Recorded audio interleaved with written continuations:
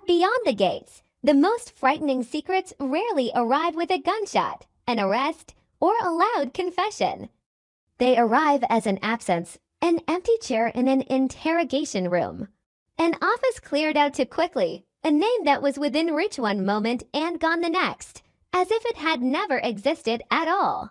Leah stepped out of the picture at the exact moment Jacob and Smitty believed they were only one step away from the truth.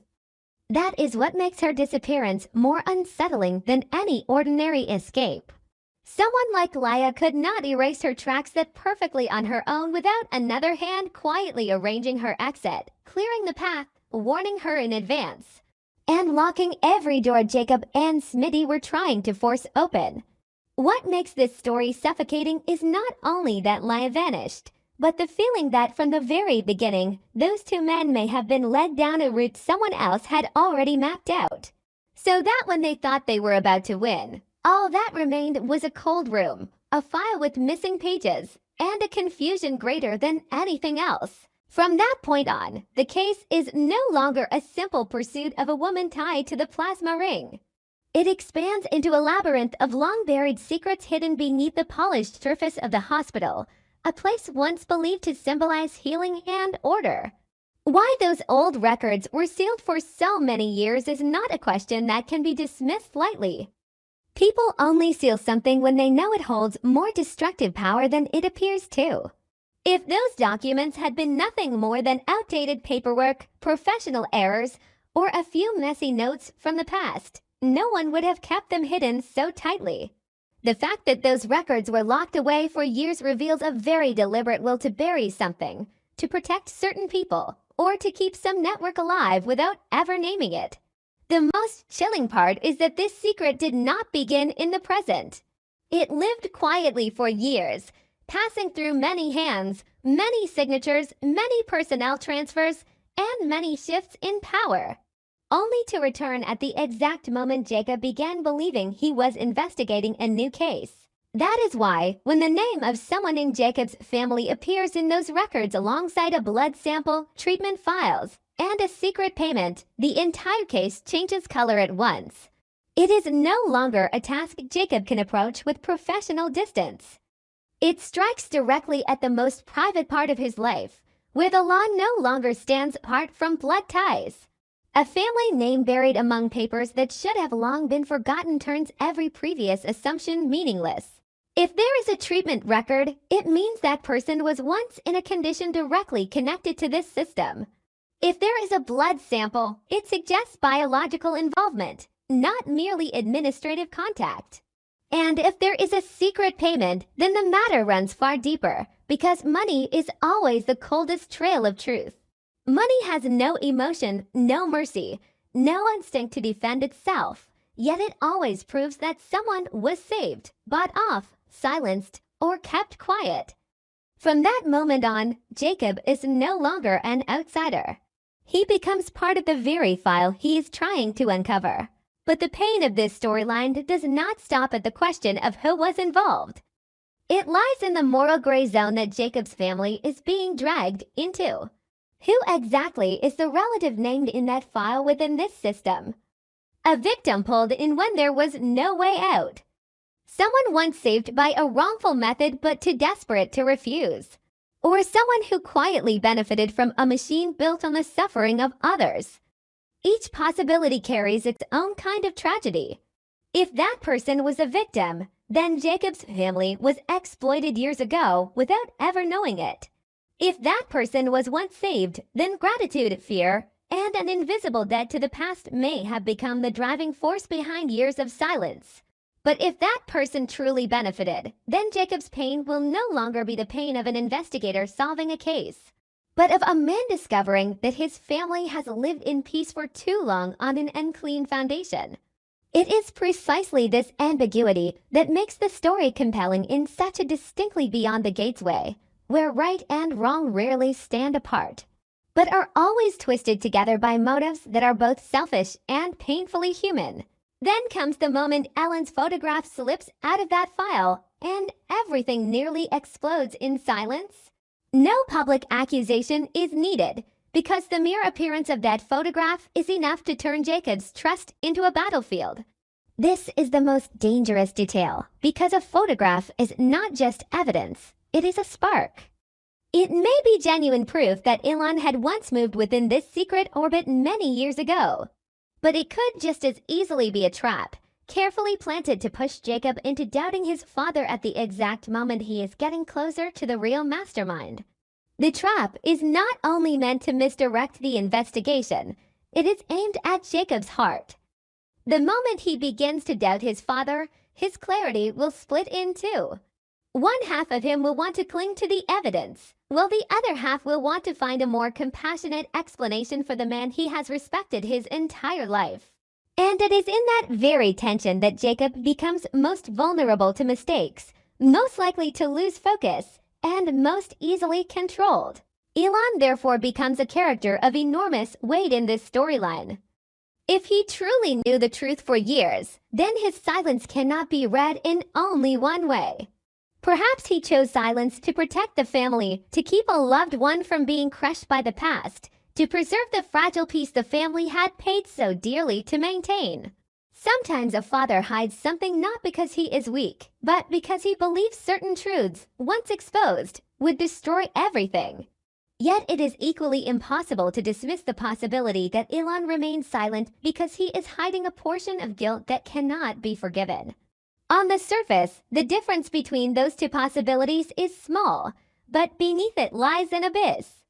One side is the tragedy of a loving father who protected his family in the wrong way. The other is the cold face of a man who accepted building his family's safety on someone else's pain. That is why Elon is the kind of character the audience wants to believe in and fears believing in at the same time. The calmer he appears, the more troubling the story becomes.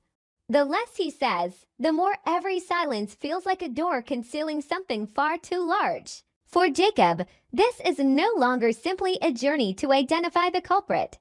This is the moment a son is pushed to the cruelest edge imaginable, to believe what lies before his eyes, or to believe in the man who shaped the moral foundation inside him.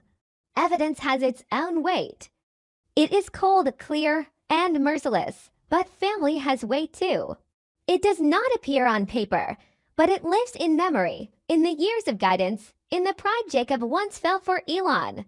When those two forces collide, a person no longer suffers only from confusion, but from the pain of seeing himself torn in two. If Jacob chooses to trust the evidence too quickly, he may shatter his family before he fully understands the truth. But if he chooses to trust his father for too long, he may become an accomplice to the very network he is trying to destroy. This is the core inner conflict that makes this storyline compelling not only at the level of investigation, but also at the emotional level. Beyond the Gates is always at its strongest there, when a secret threatens not only a career or a reputation, but forces a character to confront the most painful questions about the people they love. The anonymous messages sent to Jacob, reminding him that truth frees no one and only destroys, push the atmosphere of the story into even darker territory. Those words do not feel like the simple threat of an enemy trying to intimidate him. They feel more like a warning from someone who has already seen the consequences, or from someone living within the ashes truth once left behind. That is why the source of those messages matters as much as their content.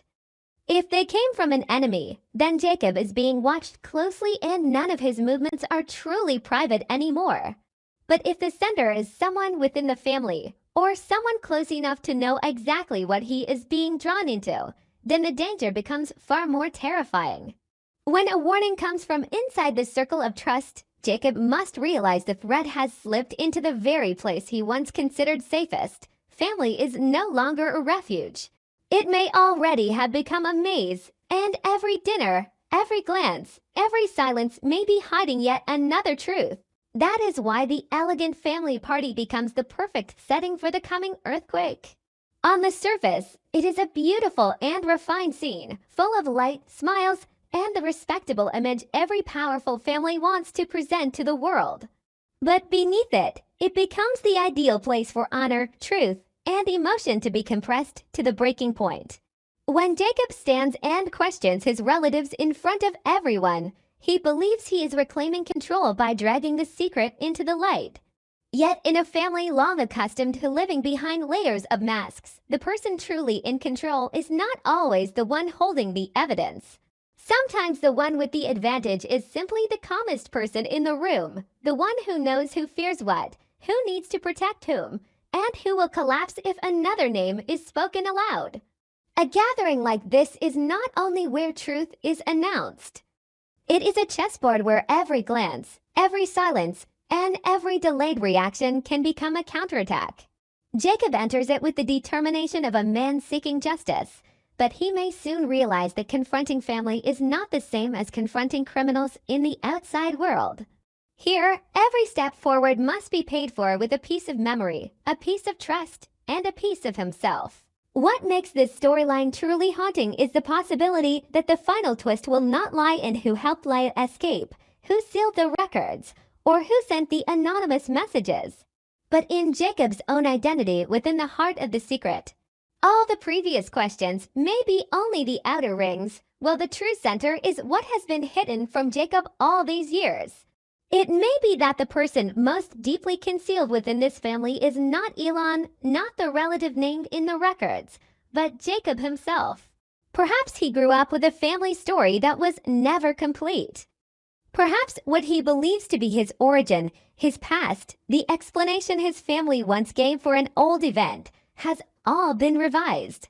If that is true, then the cruelty of this secret lies in the fact that Jacob is not only investigating a criminal network, but is also unknowingly digging up a part of his own life that others deliberately chose to bury. In that moment, betrayal will no longer come only from actions, but from family history itself. And that is also what gives the story such a powerful hold on the audience. Because Beyond the Gates does not merely tell stories about people doing wrong.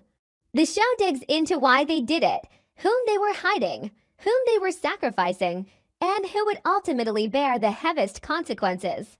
In this storyline, Leia is the shadow that disappears at the crucial moment, yet her absence throws the faces of those left behind into even sharper focus.